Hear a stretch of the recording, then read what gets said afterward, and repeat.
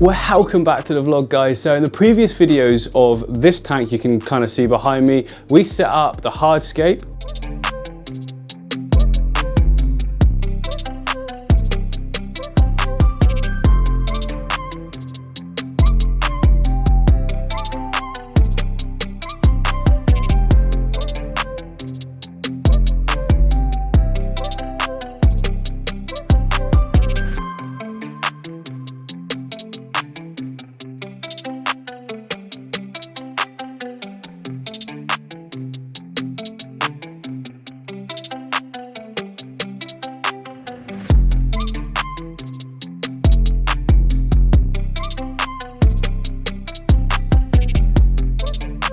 And then in the next video, we did all the planting.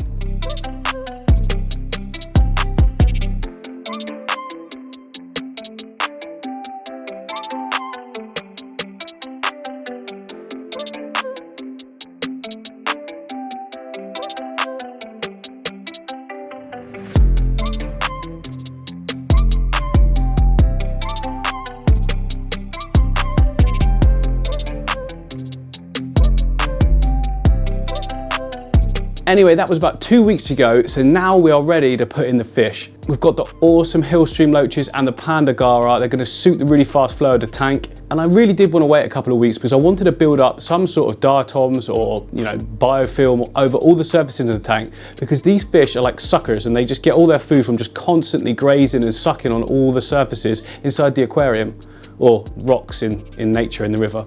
I forget that fish actually live outside of aquariums as well. I mean, they will still eat normal food. Sometimes I feed them some of my discus food, for instance, and they love that. But predominantly, they're just constant grazers. But that's okay, because we've now built up quite a lot of diatoms and biofilm on everything. Right, so I've not done a single water change on this since I set it up. Now, I always tell you guys you should be doing water changes when you set up a new system or a new scape or whatever. But that was on purpose, because I wanted to build up a good sort of layer of diatom algae and biofilm and everything. And I think we've achieved that, because that sand, to me, is looking exactly how I wanted to see. It's got that sort of browny tinge to it. That's the diatom algae, and you can see also in the sort of moss it's got brown tinges as well. Everything's got a coating now. There's also these really weird bubbles on the edge of everything. It needs a good water change. We'll do one big water change before we put the fish in as well. Go.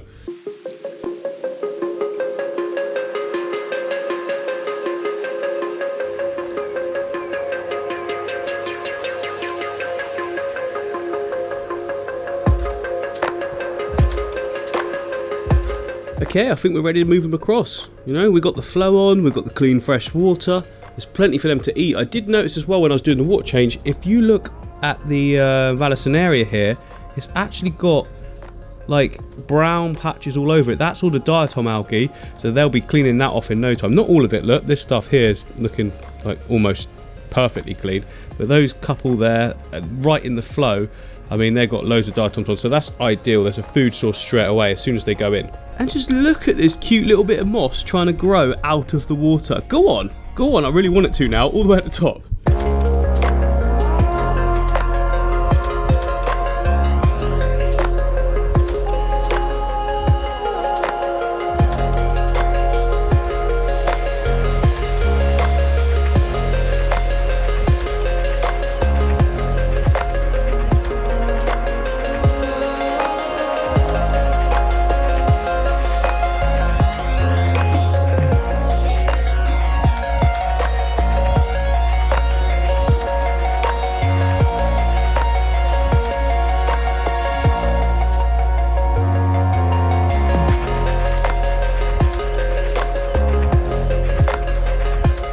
Right, I've got two pots. So one of them there, look, you can see has got the Hillstream Loaches or Borneo suckers, and the other has got the Panda Garra in. We've got 7 Panda Garra and 5 of the Hillstream Loaches. That's what we originally got as well, so everyone's doing great, which is good. Some people showed concerns that the tank was far too small for 7 Panda Garra. Well, the idea is that they'll sort of pair up, hopefully, and we can remove ones that aren't part of a pair, or, you know, just as they grow, that if they get too big, then we can always rehome. Matt from Maidenhead Aquatics, where I got them from, said it's fine just to bring back whatever ones, you know, outgrow the tank or whatever. I mean, to be honest, I know what I'm like, and I'll probably upgrade this to something in there, or, you know, something in the future moving forward. But I think first of all, we're going to get the Hillstream Loaches in and just see what they do. Like, subscribe.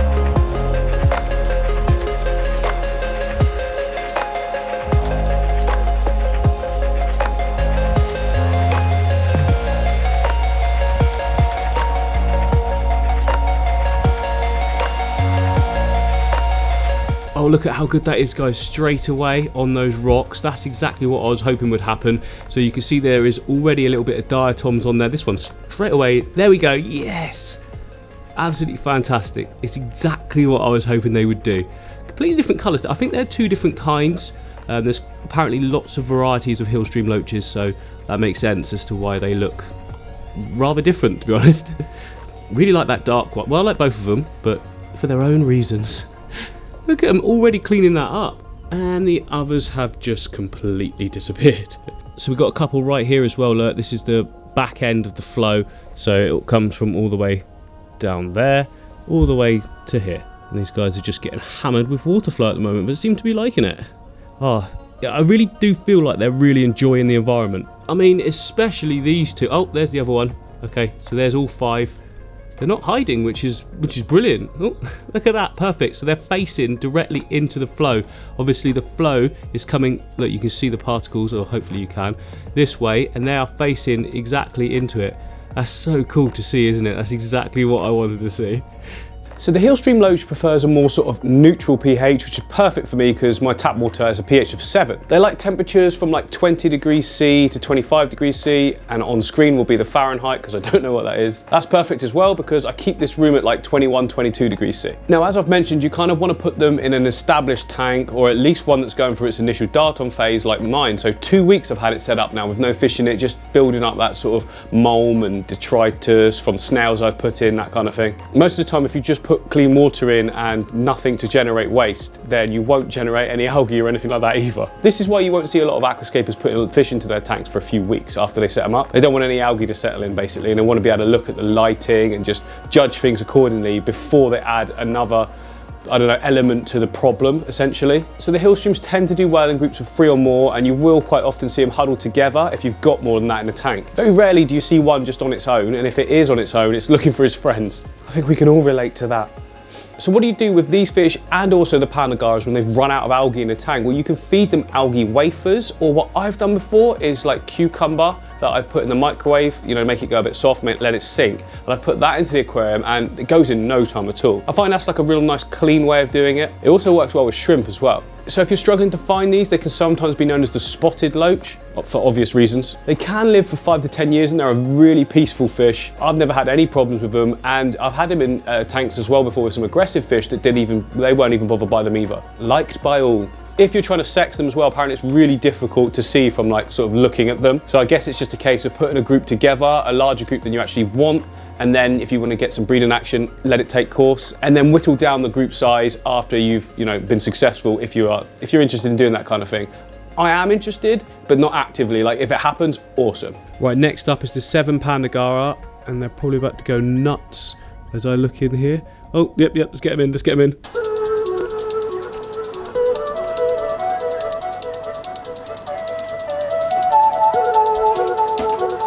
Okay, straight away they're sat down in this high flow area, which is awesome to see, because that's what we want.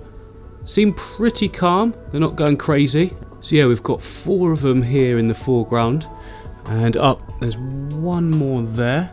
He looks chilled. No, that's a Hillstream, just enjoying that rock. Oh, this rock here, look, that I put them in on originally, completely clean now. Didn't take long, did it? Oh, this is a great little angle, look. You can see right down the tank. And they're just fanning away, look, in the flow. Seem to be absolutely loving it. Oh, I love this. It's so cool, isn't it? Now, don't get me wrong, I like doing all this sort of aquascaping and fun tanks as well, but there's something about creating the realistic ones that just I really, really enjoy. I think I'm going to start doing more of them, to be honest. Guy's loving this area. He's found a friend. Hi, we're not the same, but that doesn't matter. We can still be together. No, not interested.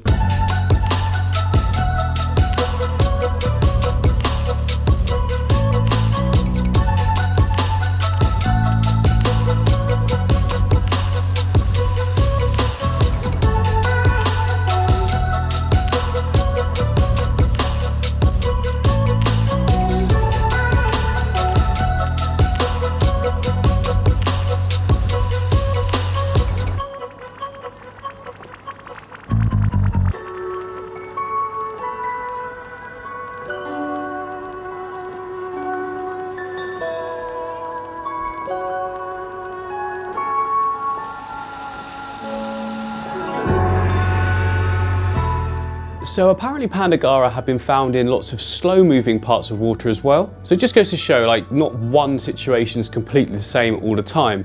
Fish move everywhere. I mean, sometimes people say, oh, you changed the tank around too long. And part of me is thinking, well, in nature, they're constantly moving to new locations, you know, exploring new areas. So maybe you're actually simulating a better environment by regularly changing our aquariums for our fish. Perhaps, I don't know, maybe I'm just creating excuses for changing my tanks again. But either way, the Panda Garra is definitely a cool looking fish. It's got that big sort of sucky mouth which can be used for gripping onto those rocks in fast flow. So to me, that would suggest that it's their proper habitat, and if they're in other areas, it's because they're exploring. I tell you what, one day it'd be really cool just to go somewhere where these fish are actually from and just see the environments. Maybe when we're allowed to travel. Again, just like the Hillstream Loach, they're a peaceful fish. They're going to do really, really well in a community aquarium. And if you haven't got massively high flow, then it's okay. Obviously, they prefer it, I think, anyway. Having a look at that behavior in the tank straight away compared to the other little tank I had, you know, with the tiny little interior filter, it's night and day. In the tiny tank, they were just sort of going up and down, sort of looking for something, it felt like. As soon as you put them in that fast flow, they look to be at home. And let's face it, it's not hard to create a bit of flow in a tank, is it? Just get a little power head. So you can get ones that are actually filters as well, and just pump out a little bit of flow. So two birds with one stone there, you get flow and extra filtration, win-win. And these little internal filters don't cost a lot at all. Obviously, I've got a wave maker that's programmable and different speeds, but you know, it's not required, is it? A simple internal filter would work absolutely fine. They can take up more space though, but there's ways around it. You can even cover them up with some rocks or something. I don't know, use your imagination.